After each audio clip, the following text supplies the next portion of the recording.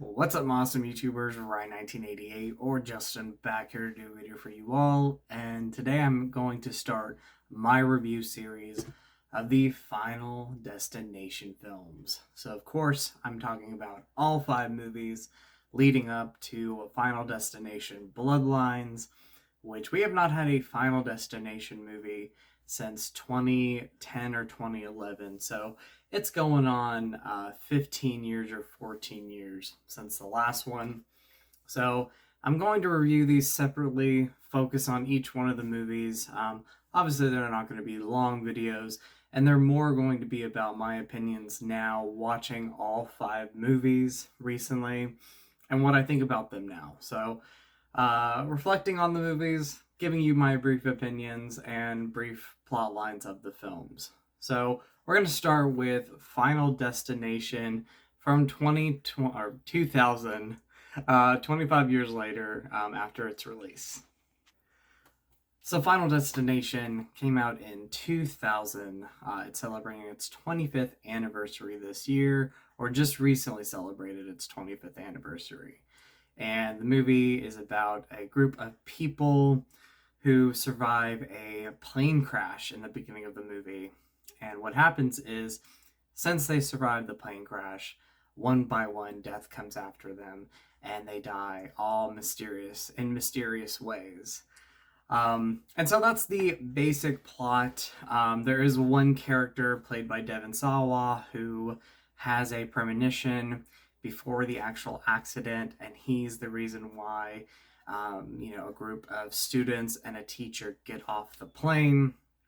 And after that, he starts seeing, their deaths before they die, or glimpses of what their deaths will be.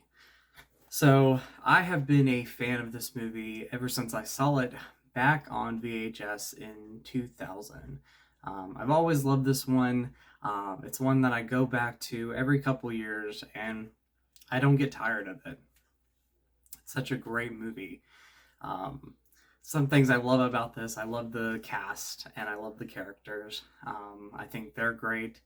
Devon Sawa, Ali Lauder, the brief appearance by Tony Todd, even though he has such a small appearance in this movie, it is one of the standout performances in the film. May he rest in peace.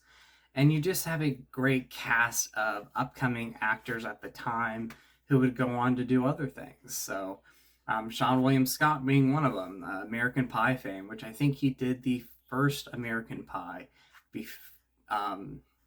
before this movie. So he had already done that movie, but he was still a rising star at the time. And again, you have some other faces that were in television shows and movies before this, but really got their names out there after this movie came out.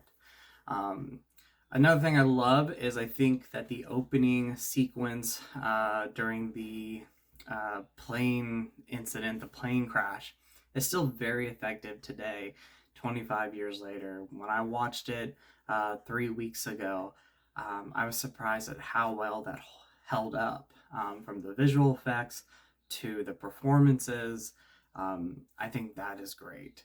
Another thing is the clever deaths. When you first see this movie, if you had never seen it before, it was interesting, or no, it was very intriguing how they were going to come up with these deaths. You had kind of these moments before their death where something's going to happen, you just don't know how it's going to happen.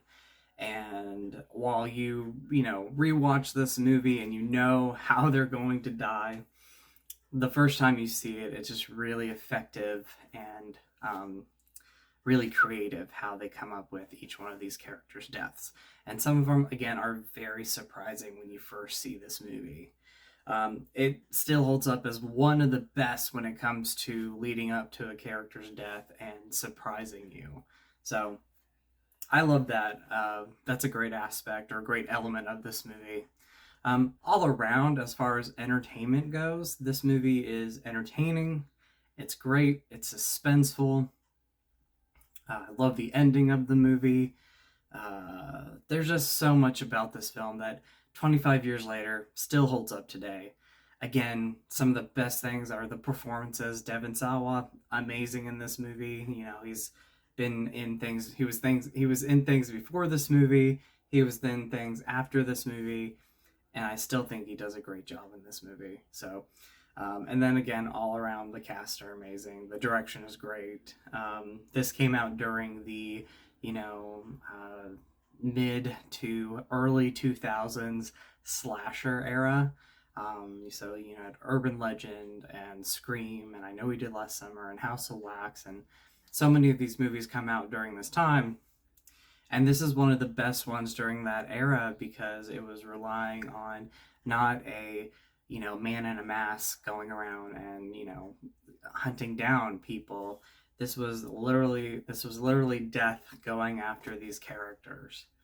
And so that was unique at the time. And obviously we've had more movies in this franchise after this film, so it's not as unique. But I think it's cool that we're getting a new Final Destination movie 25 years after the original, and I'm curious to see where the movie's going to go.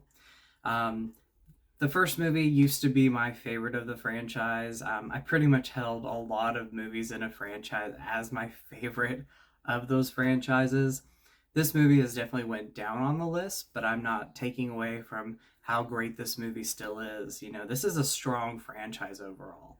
And so I'm looking forward to reviewing and talking about every one of these movies because there's only one movie, and you probably know what I'm talking about, which movie I'm talking about, that I don't like as much. And we'll talk about that when I get to it, but I love the rest.